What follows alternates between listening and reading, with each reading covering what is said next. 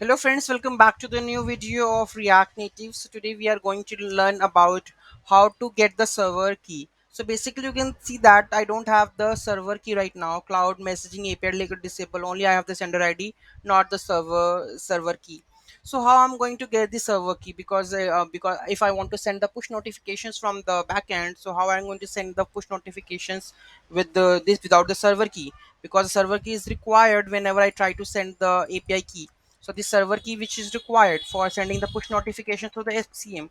So how we are going to do that? Okay, so on that note, we have to enable the cloud messaging API from your Google developer cloud console. So here we go with this one, FCM registration API. So you have to, and here we have a cloud messaging API, so you need to enable this one.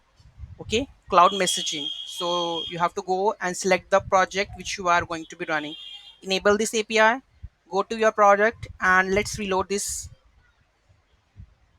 Okay, now you can see that the server key is enabled and the sender ID is there. Okay, now you will ask the backend developer that the server key is this one, and now you are able to now integrate the push notifications in the backend and the front end both at the same time, right?